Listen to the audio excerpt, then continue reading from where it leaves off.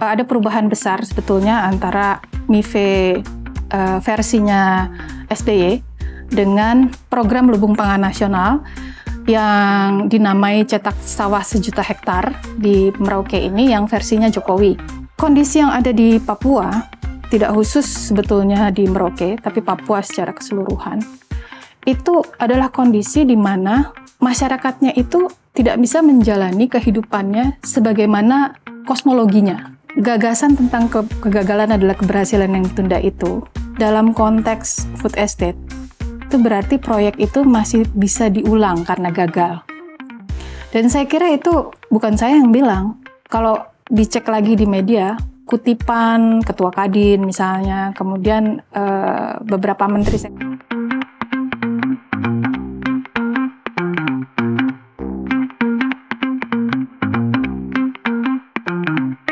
Hai Sobat Tempo, jumpa lagi di podcast Kolom Hijau Tempo dari Pojok Ramantoleng, Gedung Tempo.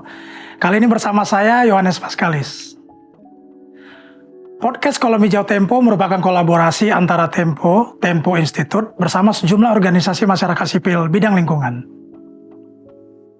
Program ini merupakan pengembangan dari rubrik opini mingguan yang terbit di kanal premium Tempo. Nah, di episode kali ini kami kedatangan Laksmi Adriani Savitri, peneliti bidang agraria dan pangan yang juga fellow di CTSS IPB. Artikel karya Mbak Laksmi yang terbit di Tempo pada 10 Januari 2025 mengupas segudang masalah yang ditimbulkan proyek food estate pemerintah Indonesia, terutama di Papua. Di balik dalih antisipasi krisis pangan, program food estate terbukti merusak lingkungan dan ruang hidup masyarakat adat. Oke Mbak Laksmi, makasih banyak udah hadir di Tempo untuk ngobrol sama kita siang ini. Terima kasih kembali. Mbak, kami ingin tahu nih sejauh mana sih pendalaman Mbak Laksmi mengenai food estate gitu. Sejak kapan Mbak Laksmi mulai mendalami soal proyek lumbung pangan pemerintah dan kenapa tertarik gitu dengan topik ini? Ya. Saya mulai meneliti tentang food estate ini sebagai bagian dari kerja postdoktoral saya sekitar tahun 2010. Dan waktu itu banyak sekali peneliti yang meneliti tentang perkebunan sawit. Tapi kemudian isu MIVE ini menjadi isu yang menurut saya under research gitu. Tidak banyak orang yang tertarik untuk mengkaji itu karena isu food tidak booming pada saat itu. Jadi saya pikir ini sesuatu yang dari sisi ilmiah tentu butuh kajian. Tapi di sisi lain juga konteks Papua yang sudah sedemikian syarat dengan kekerasan, bagi saya pada waktu itu memerlukan satu pendalaman yang lebih teliti gitu. Bagaimana sebetulnya nasib masyarakat di Papua ini kalau ada sebuah pembukaan lahan yang sedemikian besar? Karena sebelum 2010 itu semua konsentrasi pengelolaan atau ekstraksi sumber daya alam itu ada di Papua Barat dan Utara. Tapi kemudian tiba-tiba muncul rencana yang sama ekstraktifnya, tapi dalam bentuk perkebunan skala luas dan itu untuk pangan. Dan menurut saya itu sesuatu yang sulit untuk ditolak ya, karena isu pangan kan isu yang dianggap dibutuhkan oleh semua orang. Berbeda mungkin kalau ekstraksi tambang atau misalnya perkebunan kelapa sawit yang sudah banyak diisukan resiko lingkungannya itu besar. Tapi membuka perkebunan pangan, apalagi waktu itu di zaman Presiden Susilo Bambang Yudhoyono, argumentasinya kan demi mengatasi krisis pangan, sebetulnya sama dengan hari ini. Dan di sisi lain juga memanfaatkan peluang naiknya harga pangan global pada masa itu. Jadi jargon krisis adalah peluang itu semakin melegitimasi bahwa memang proyek pangan itu harus skala luas. Nah itu yang bagi saya kemudian menjadi satu semacam PR gitu ya untuk meneliti lebih lanjut apa betul begitu dan sebetulnya bagaimana nasib orang Papua ini ketika hampir semua lahan dan tanahnya, hutannya itu diekstraksi bukan demi kepentingan mereka, gitu. Nah, Mbak, soal food estate sendiri sebenarnya ini berarti sudah konsep yang berkembang sejak lama ya, Mbak. Yang kita dengar bahkan sudah ada dari zaman Presiden Soeharto, lalu menjadi MIFE juga di masanya kepemimpinannya Presiden SBY. Jadi memang berkembang dari waktu ke waktu dengan istilah yang berbeda gitu. Kenapa sepertinya pemerintah terus-menerus mencoba untuk mengembangkan program lumbung pangan ini, Mbak? Nah, menariknya ya, sebenarnya perkebunan padi khususnya ya, perkebunan padi skala luas ini sudah dicoba sejak tahun 1919 di Sumatera Selatan oleh pemerintah kolonial Belanda dan itu gagal. Dan ada catatannya yang mengatakan bahwa wah ini memang tidak layak dilaksanakan di daerah jajahan mereka di Sumatera karena mekanisasi dan ketidakcocokan alat itu tidak mampu untuk mengatasi kondisi alam. Sehingga catatannya kemudian adalah sangat penting untuk melibatkan petani pribumi, katanya begitu. Tapi sepertinya gagasan pertanian padi skala luas ini justru semakin menguat pasca kemerdekaan ya, terutama setelah masuk ke zaman Orde Baru. Dan sebetulnya proyek lahan 1 juta hektar, lahan gambut 1 juta hektar itu bukan yang pertama. Lagi-lagi di Sumatera Selatan, Pertamina waktu itu pernah membuka lahan atas perintahnya Soeharto dan kemudian juga ada semacam apa ya, waktu itu kan booming minyak. Nah cuma pada saat mulai menurun, sepertinya Pertamina ini perlu mengalihkan bisnis gitu. Nah, salah satu yang dilihat memungkinkan adalah ke arah pangan. Jadi gagasan tentang itu sebetulnya sudah diawali di tahun 79-80-an lah kira-kira. Nah, dibukalah proyek di tepi Sungai Musi waktu itu. Itu juga sudah dinamakan proyek padi skala luas dan menggunakan konsultan dari Amerika dan seterusnya. Nah baru kemudian, dan itu juga gagal sebenarnya, tapi gagalnya juga kayaknya karena isu korupsi di Pertamina di zamannya Ibnu Sutowo. Nah setelah itu baru berulang lagi di hampir akhir masa pemerintahan Soeharto di Kalimantan Tengah, lahan gambut 1 juta hektar itu. Dan kita tahu semua bahwa itu gagal ya, karena persoalan ekologis, juga persoalan kebakaran hutan yang luar biasa pada masa itu. Dan sebetulnya yang paling berhasil adalah membongkar hutannya. Jadi kayunya itu yang jadi bisnis utama pada saat itu gitu. Jadi orang sebetulnya tidak melihat lagi itu adalah proyek, maksudnya warga di sekitar itu tidak melihat lagi itu proyek padi, tapi proyek kayu, karena kemudian mereka berlomba-lomba memanfaatkan keuntungan dari penebangan. Nah itu kegagalan berikutnya. Jadi cerita food estate ini ketika namanya itu sendiri dipakai, memang gagasannya sudah jauh ke belakang gitu ya. Tetapi sebagai sebuah nama populer atas beberapa nomenklatur yang digunakan oleh kebijakan negara, itu memang baru muncul setelah Merauke Integrated Food and Energy Estate ya. Sebelumnya kan tidak disebutkan seperti itu, dan kita sekarang hari ini lebih populer mengenal nama food estate itu. Tapi sesungguhnya perjalanannya sudah panjang dan penuh dengan kegagalan gitu. Gitu kira-kira. Nah, Mbak, yang masih segar ini adalah food estate Merauke yang memang menjelang akhir masa jabatan dari Presiden Joko Widodo, ternyata proyek ini bergaung lagi gitu di Merauke. Nah, kami dengar Mbak Lasmi juga sempat datang langsung dan mungkin juga sempat tinggal mungkin dengan masyarakat Marin Anim yang juga ada di sekitar proyek food estate di Merauke. Iya, sebetulnya ada beberapa kali saya melakukan penelitian bolak-balik ke sana ya, sejak tahun 2010 itu. Dan ada perubahan besar sebetulnya antara MIFE versinya SBY dengan program lumbung pangan nasional yang dinamai cetak sawah 1 juta hektar di Merauke ini, yang versinya Jokowi di tahun 2015. Jadi ini ada beragam versi nih ya. Nanti kita ketemu lagi di tahun 2023-2024 ini yang disebut sebagai optimasi lahan sawah dan cetak sawah baru 1 juta hektar yang di Wanam itu didatangkan alat berat 1000 buah dan seterusnya itu. Jadi beragam versi ini sebetulnya yang sempat saya ikuti di tahun 2010 itu, kemudian kembali lagi di tahun 2017, versi alami V di zaman SBY itu pengambil alihan lahan oleh korporasi dalam skala luas.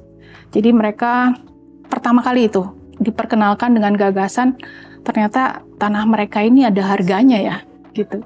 Sebelumnya kan mereka nggak pernah punya bayangan bahwa tanah itu bisa ditukar dengan uang, gitu. Terutama yang di pedalaman ya. Kalau yang di perkotaan memang banyak yang sudah alih kepemilikan.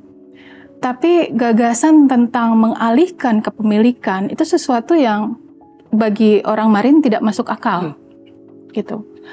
Nah, bagi mereka itu tidak pernah ada di dalam cerita kehidupannya mereka terlepas dari alam dan tanah, gitu ya. Karena itu semua adalah secara material menghidupi mereka dan secara spiritual itu adalah mereka, gitu. Nah, itu yang kemudian menjadi satu proses adaptasi ketika muncul introduksi pertanian padi sawah. Padi sawah ini ketika hutannya dibongkar, dicetak menjadi sawah, kemudian ditanami oleh padi, itu ternyata lebih dari sekedar memberikan harga kepada tanah dalam bentuk uang kompensasi, tali asi dan sebagainya. Ternyata kok bisa dihargai ya 1 hektar ini. Sebelumnya kan Medco misalnya ya mendapatkan izin lokasi untuk HTI 169.000 hektar. Dan dia hanya membayar 300 juta uang tali asih kepada orang Marin di Kampung Sanegi. Dan kondisi itu tidak dianggap sesuatu yang aneh oleh orang Marin karena pertalian asih itu terjadi ketika hutan dianggap sebagai piring makan bersama, gitu. Jadi mereka pikir ada orang yang baik mau datang membuka hutan ini supaya bisa dimanfaatkan dan menjadi piring makan bersama. Jadi cara berpikir mereka kan metaforik ya bagi kita, tapi sesungguhnya bagi mereka itu harfiah gitu karena mereka makan dari hutan kan.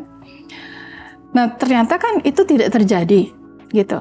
Mereka banyak dikecewakan, entah kemudian dipecat sebagai pegawai Medco, tidak bisa masuk ke dapurnya untuk sembarangan minta makan.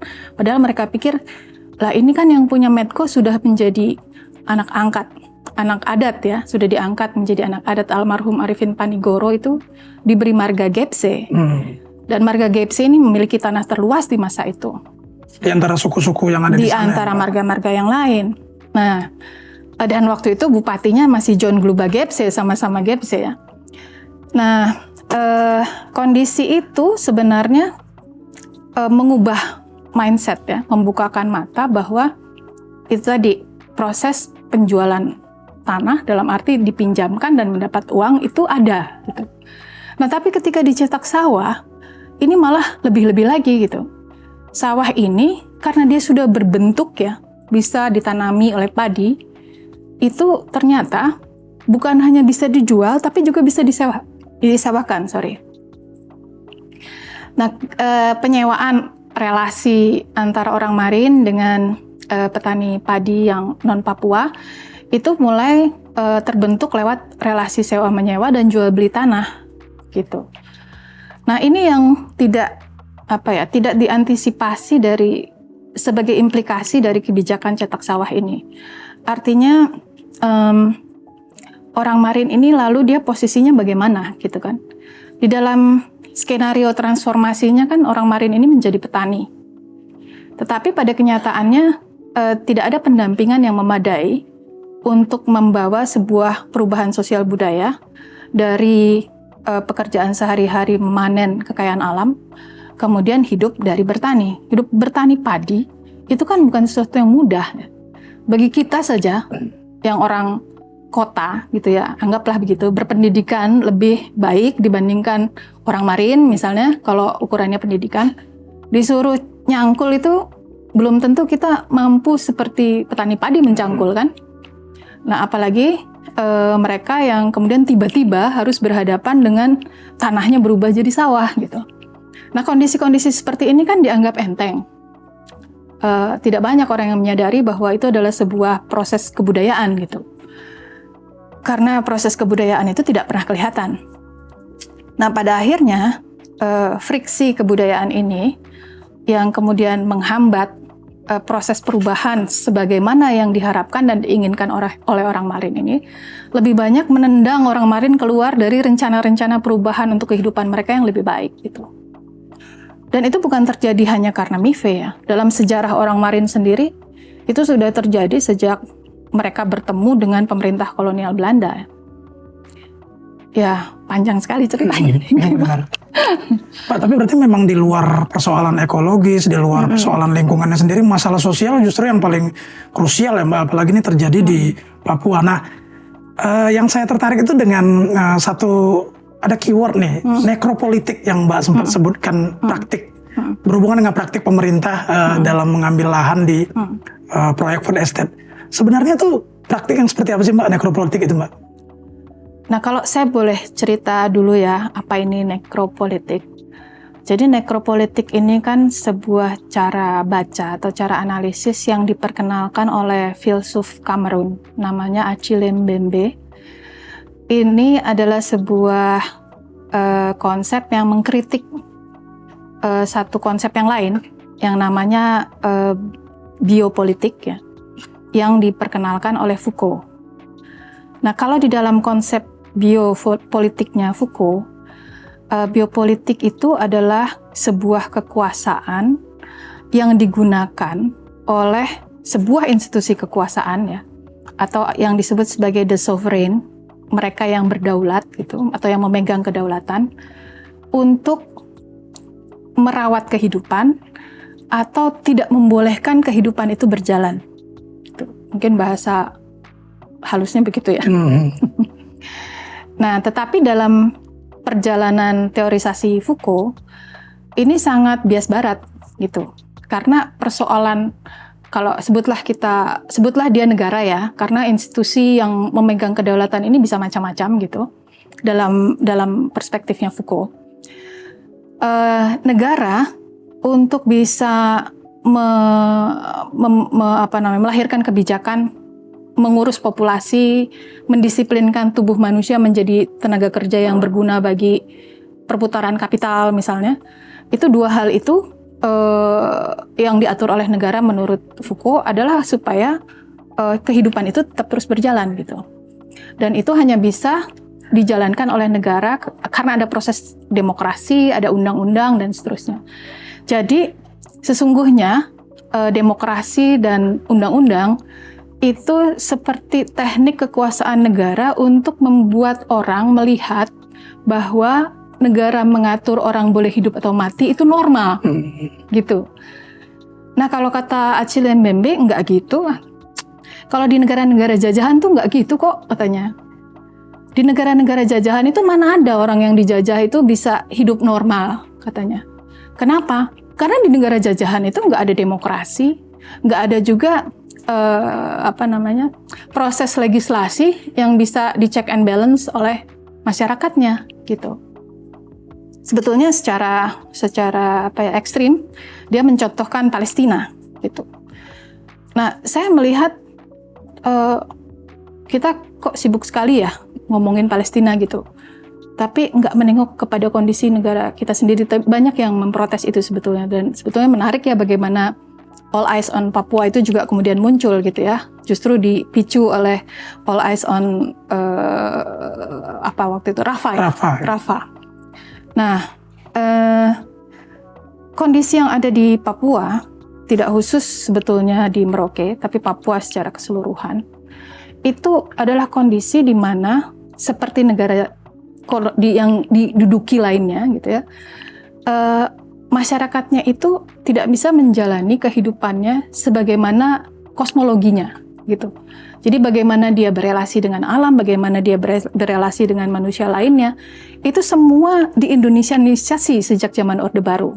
Nah, salah satu proses yang sebetulnya juga menjadi sangat signifikan di Merauke, kalau kita bicara Merauke, adalah masuknya cetak sawah. Nah, masuknya cetak sawah ini, kenapa kemudian mematikan? Karena dia digiring oleh institusi militer. Dan ini bukan hanya terjadi pada hari ini, tapi terjadi sejak pemerintah kolonial Belanda itu memerangi orang Marin untuk mengusir mereka dari tanah-tanahnya dan membawa orang Jawa untuk memberi makan institusi pemerintahan kolonial Belanda di masa itu. Jadi orang Jawa sudah datang untuk membuka sawah itu sejak 1992, 1910 sampai 1925. Itu mereka pemerintah kolonial Belanda mendatangkan orang Jawa memang untuk buka sawah gitu ya. Seperti mereka mendatangkan orang Jawa ke Suriname gitu. Dan bukan hanya orang Jawa, bahkan juga ada orang dari Timor, orang Rote dari Timor, karena mereka ingin membuka peternakan sapi di sana. Dan orang-orang Marin, ketua-ketua suku Marin, melihat ini kan melihat kedatangan polisi militer Belanda ini sebagai musuh ya. Mereka itu dari logika budayanya, dari bahasanya, ya, itu berpikirnya biner, gitu. Mereka punya cara berpikir yang biner. Jadi kalau bukan teman, dia lawan, gitu. Nah, ketika tidak bisa ditundukkan, mereka merasa menjadi orang-orang yang kalah. Nah, persoalannya, mereka tuh dikalahkan sudah lama, sejak tahun 1902 sampai hari ini, gitu ya. Dengan bermacam gelombang kekuatan militer dan kekerasan yang didatangkan di sana. Gitu. Dan transmigrasi sendiri di zaman Orde Baru di tahun 83-84 itu kan mendatangkan ratusan ribu orang Jawa ke sana. Sebelumnya di zaman Pepera, saya mewawancarai sendiri seorang transmigran Jawa yang mengaku bahwa dia datang ke Jawa ini karena Soekarno, dia bilang gitu. Kita harus memenangkan Soekarno katanya dan membuka sawah di sana. Dan proses transmigran untuk settle di tanah-tanah orang Marin pada masa itu didahului oleh operasi militer yang dipimpin oleh Jenderal Benny Murdani, gitu. Yang kemudian mengusir ribuan orang Malin itu ke PNG. Jadi cerita itu kan jarang dihubungkan dengan proses mencetak sawah ya, apalagi swasembada pangan yang kelihatannya sangat normatif gitu, dan siapa sih yang mau ngelawan swasembada pangan? Tapi di balik itu ada lapisan-lapisan kekerasan yang sudah sedemikian tebal mengiringi gagasan tentang cetak sawah skala luas gitu. Dan sampai hari ini itu memang terbukti ya. Nah, itu yang menyebabkan saya melihat jangan-jangan cara baca yang ditawarkan oleh Mbembe ini, bahwa negara ini sedang menjalankan sebuah politik kematian, politik yang membuat orang Marin tidak bisa menjalani hidupnya secara normal, itu sedang berlangsung di sana, gitu. Kira-kira begitu yang mungkin bisa saya. Dan itu udah selama beberapa generasi ya memang ya, Mbak? Iya, dan itu bukan hanya orang Marin pada hari ini. Jadi sejak kedatangan pemerintah kolonial Belanda sampai dengan hari ini. Gitu. Kalau kita balik lagi ke food estate yang ada di eranya, akhir eranya Presiden Jokowi ini yang mulai ramai lagi. Mega proyek ini kan tidak hanya terjadi di Papua saja, tapi juga ada di Kalimantan dan juga ada di Sumatera Utara juga, sepengetahuan kita. Itu apakah mungkin masalah sosialnya juga terjadi juga di tempat-tempat itu, atau memang Papua punya case yang spesial sendiri gitu, Mbak? Saya memang tidak meneliti langsung yang di Kalimantan Tengah dengan yang di Sumatera Utara ya. Tapi bersama teman-teman VIAN Indonesia, saya juga anggota dari VIAN Indonesia, ini sebuah organisasi yang bergerak untuk hak atas pangan dan gizi. Kami melakukan satu kajian untuk mencoba memonitor apakah keberadaan food estate baik di Kalimantan Tengah dan di Sumatera Utara ini memenuhi dalam rangka negara memenuhi hak atas pangan, gitu ya. Nah, temuan kami di Sumatera Utara nih, di Sumatera Utara itu ternyata food estate ini malah mencekik petani ya. Ketika musim tanam pertama, musim tanam kedua, mereka memang mendapatkan bantuan Dan itu pun untuk satu komoditi yang sama sekali mereka belum pernah tanam seumur hidupnya. Dan beberapa waktu lalu saya mendengar sendiri satu kesaksian dari petani Syria Ria, seorang perempuan petani Syria Ria mengatakan bahwa karena sudah kepalang membuka tanahnya untuk menanam kentang, berarti kan untuk menutup modal kentang yang sebelumnya mereka harus tanam kentang lagi. Dan yang sebelumnya ini pun nggak sepenuhnya mendapatkan bantuan dari pemerintah. Nah mereka ini harus, musim tanam yang ketiga ini harus mendanai semuanya, memodali itu semua. Dan karena hasil panen yang musim tanam kedua ini kena hama akibat pembukaan lahan baru kan, itu hama menyerang, mereka nggak punya modal cukup untuk mendanai musim tanam ketiganya, sehingga mereka harus berhutang gitu. Nah, sekarang ini 30% dari petani Syria Ria yang menanam kentang itu terjerat hutang. Dan sebagian dari mereka bahkan sudah ada yang kehilangan tanah karena digadaikan ke bank ya. Kemudian diambil alih oleh bank. Dan di tanahnya itu dipancangkan satu pengumuman bahwa tanah ini sudah diambil alih oleh bank. Dan itu bagi orang Batak itu adalah aib seaib-aibnya aib di dunia gitu. Pancang tanah. Kehilangan tanah. Karena kan orang bermarga itu tidak mungkin tanpa tanah. Jadi marga dengan tanah itu bukan sesuatu yang terpisah gitu. Jadi maksudnya untuk konteks Sumatera Utara dan Papua ya. Jadi mereka nggak punya bayangan tuh kalau bermarga tak bertanah itu sesuatu yang aneh gitu ya. Dan memalukan malah, bukan aneh. Nah bahkan sampai katanya yang kehilangan tanah ini yang di Sumatera Utara itu sampai nggak mau keluar rumah karena dia malu gitu. Tapi yang bermarga ini kan laki-laki. Dan yang mengambil hutang juga laki-laki. Cuma yang bekerja di kebun itu perempuan. Nah petani perempuan yang kemudian harus bekerja membayar hutang, hutang di bank, kemudian hutang ke saudaranya gitu ya, untuk menutup modal bertanam kentang ini. Itu harus akhirnya berburuh di food asset yang dikelola oleh perusahaan. Mereka harus kerja selama 7 jam satu hari. Pulang dari sana, mereka harus kerja 2 jam lagi di ladangnya. Jadi kondisi ini sebenarnya menuju arah kematian gitu ya. Dan kematiannya bergender gitu. Di dalam konteks Sumatera Utara kita melihat ada kecenderungan seperti itu. Kematian dalam arti kematian itu kan bisa memang literally mati gitu ya, secara harfiah mati. Tapi juga orang itu bisa mati karena tidak punya harapan, karena malu, karena martabatnya dirampas begitu saja gitu ya oleh satu kebijakan-kebijakan baru misalnya. Nah jadi itu yang kira-kira terjadi di Sumatera Utara. Kalau di Kalimantan Tengah, kami melihat ini hasil riset dengan kawan-kawan Vian Indonesia ya.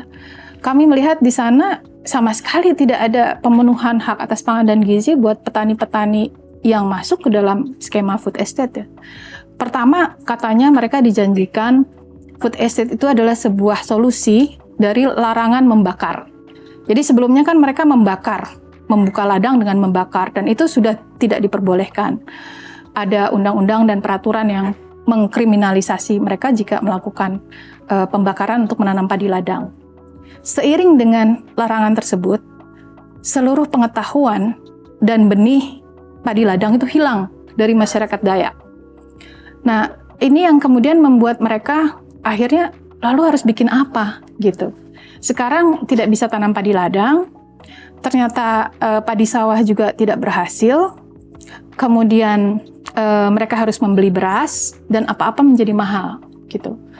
Nah kondisinya kami tidak pantau sekarang seperti apa gitu ya. Tapi kira-kira sudah ada semacam kekecewaan bahwa mereka tercekik untuk kehidupan sehari-hari karena harus membeli yang sebelumnya tidak. Mbak, ketika kita balik lagi ke area timur nih, Food Estate Merauke nih, itu kan terdiri dari 2 proyek besar yang kita tahu, yaitu satu cetak sawah dan juga perkebunan tebu dan bioetanol. Nah, sesuai liputan Tempo juga belakangan ini kita sempat datang langsung meliput ke sana. Memang ada semacam intrik politik yang kita temukan di sana, yaitu di mana Presiden Prabowo Subianto lebih berfokus kepada proyek yang cetak sawah, sementara proyek tebu itu dalam tanda kutip semacam warisan dari presiden atau mantan presiden Joko Widodo gitu. Nah, apakah itu berarti kedepannya juga proyek food estate ini akan berlanjut, Mbak? Karena kedua pemerintahan ini meskipun sudah berganti, ternyata fokusnya masih tetap pada proyek yang sama gitu. Saya kira dengan persistensi Presiden Prabowo tentang swasembada pangan, ini masih akan terus berlanjut ya, apalagi dengan rencana untuk men-stop import kan di tahun ini ya kalau tidak salah ya, stop import beras tahun ini. Nah, sementara yang swasembada tebu untuk bioetanol ini kan sudah ada skema energinya ya untuk beralih ke energi terbarukan, pengen B50 dan seterusnya karena ada masalah dengan etanol dari sawit dan etanol dari tebu dianggap lebih memungkinkan gitu. Jadi saya kira ini bukan skenario yang berbeda, meskipun kelihatannya yang satu udah langsung investasi yang dibayangkan, sementara yang satu sepertinya program negara lewat aparatur negara dalam hal ini militer gitu ya untuk mencetak sawah gitu. Tapi jangan lupa ada pemasok alat-alat berat juga di belakangnya yang pengusaha kan. Jadi sebenarnya tidak ada yang berbeda dengan ini. Dan sebelumnya juga ketika Presiden Prabowo masih menjadi Kemenhan, beliau pernah mendirikan Agrinas yang menanam singkong menjadi jagung itu di Kalimantan Tengah kan. Dan sudah ada skema Badan Cadangan Logistik BCLS itu ya, strategis, Badan Cadangan Logistik Strategis yang akan berada di bawah Kemenhan waktu itu yang sampai akhir pemerintahan Jokowi tidak ditandatangani. Nah Mbak, ini sebagai proyek lintas generasi lah ya Mbak, udah dari lama ya gitu. Kenapa food estate atau percobaan lumbung pangan pemerintah ini sepertinya kalau di Indonesia selalu menemui kegagalan gitu Mbak? Kira-kira apakah masih tepat untuk dilanjutkan atau memang tidak cocok aja untuk Indonesia proyek ini? Saya harus bilang bahwa ini tidak cocok dengan Indonesia. Dan kenapa ini masih terus diulang-ulang? Ada peribahasa kegagalan itu adalah keberhasilan yang tertunda. Oh, malah gitu ya konsepnya. Ini ada yang menganalisis, Mas, betulnya ya. Jadi serius ini. Gagasan tentang kegagalan adalah keberhasilan yang ditunda itu dalam konteks food estate. Itu berarti proyek itu masih bisa diulang karena gagal. Dan saya kira itu bukan saya yang bilang. Kalau dicek lagi di media, kutipan Ketua Kadin misalnya, kemudian beberapa menteri saya lupa ya, itu mengatakan seperti itu gitu. Justru kalau gagal, memang sudah harus dibikin lagi gitu. Saya bukan ahli pertanian, tapi sebetulnya kan cara untuk meningkatkan produktivitas ada dua ya, pertanian ekstensifikasi atau perluasan dan intensifikasi penambahan produktivitas tanpa memperluas gitu. Nah pertanyaannya kenapa ekstensifikasi, kenapa memperluas kan gitu? Ada satu analisis yang menarik juga yang mengatakan bahwa segala macam di Indonesia ini diproyekkan gitu. Jadi ya it's all about proyek. Dan proyek ini adalah salah satu cara untuk menggelontorkan dana ke banyak pihak. Jadi cetak sawah jauh memberikan keuntungan ke banyak pihak dibandingkan dengan intensifikasi padi. Meskipun pada hari ini dua-duanya yang dilakukan. Yang disebut optimalisasi lahan sawah itu kan juga intensifikasi bentuknya. Gitu. Nah Mbak, bila mungkin Indonesia itu bukan tempat yang cocok untuk proyek seperti food estate. Ini kan bagaimanapun juga tetap ada peringatan dari Badan Pangan Dunia mengenai ancaman krisis pangan gitu Pak, dari FAO gitu. Nah, bagaimana idealnya kita menghadapi ancaman pangan itu kalau misalnya kita tidak menyiapkan sesuatu seperti food estate? Saya kira itu satu hal yang yang mau dibilang sederhana tapi bagaimana gitu. Tapi maksudnya begini, data dari BPS, dari Sensus Pertanian tahun 2023, itu kan mengatakan bahwa petani gurem kita makin banyak gitu. Dan sebagian besar, hampir 90% dari petani yang ada di Indonesia ini adalah petani padi. Lalu kalau ada petani padi yang sedemikian banyak dan mereka semakin gurem, kenapa tidak dilakukan reforma agraria? Mereka ini kan sudah teruji menjadi petani padi bergenerasi juga gitu. Persoalan mereka sederhana, kenapa mereka menjadi gurem? Karena tanahnya semakin sempit. Berarti kan butuh redistribusi tanah supaya mereka ini bisa bertani padi dengan lebih intensif di tanah yang lebih luas. Dan itu sangat masuk akal. Karena penggureman ini juga menandakan banyak orang yang kemudian kehilangan tanah kan. Sehingga menyambungkan antara reforma agraria dengan konteks krisis pangan itu sesuatu yang hanya bisa dijalankan oleh negara untuk menghindari food estate ini yang begitu banyak resiko sosial ekologisnya ya. Tapi kalau reforma agraria bukannya negara kemudian diuntungkan karena dalam sepelemparan batu, sekali lempar batu kemudian mendapatkan beberapa target sekaligus gitu ya. Redistribusi tanah, peningkatan produktivitas pangan misalnya. Tapi kan kelihatannya kepercayaan negara terhadap petani kecil itu sangat sangat tidak percaya bahwa petani itu mampu memodernisasi dirinya gitu. Sehingga dibutuhkan food estate ini untuk mengintroduksi pertanian modern dalam skala luas. Kalau dilihat ya Mas, hari ini atau barangkali mungkin sejak tahun 2017 itu, orang Malin itu sudah bisa mengoperasikan traktor dan combine harvester sendiri. Jadi nggak ada alasan untuk buka food estate sebenarnya ya. Kalau yang dibutuhkan itu adalah petani dengan kapasitas dan kemampuan mengoperasikan alat dan mesin pertanian, kemudian mengaplikasikan itu secara terukur.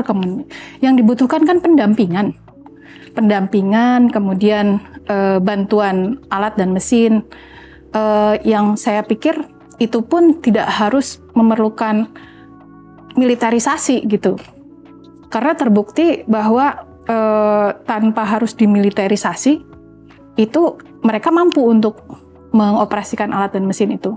Yang dibutuhkan adalah niat untuk mendampingi itu gitu loh. Nah, niat untuk mendampingi ini kan sebetulnya ya dikemas dalam satu persepsi bahwa birokrasi negara itu tidak cukup disiplin seperti militer gitu. Jadi pendampingan oleh militer ini dijamin lebih berhasil dibandingkan oleh birokrasi negara lewat penyuluh dan sebagainya gitu. Nah, ini paradigma yang kemudian menyebabkan munculnya militerisasi di produksi pangan. Wah, Mbak Lasmi, saya sebenarnya masih punya segudang pertanyaan lagi, tapi sayang waktu kita terbatas ya Mbak. Tapi kami menunggu liputan-liputan Mbak Lasmi yang berikutnya nih mengenai program food estate pemerintah ini kayaknya masih panjang nih Mbak ceritanya yang harus kita kulik lagi gitu ya. Makasih banyak Mbak atas kehadirannya. Sama-sama. Pada hari ini. Terima kasih sudah diundang. Oke Sobat Tempo, terima kasih sudah menyimak obrolan kami pada hari ini. Sampai bertemu lagi di podcast Kolom Hijau Tempo berikutnya.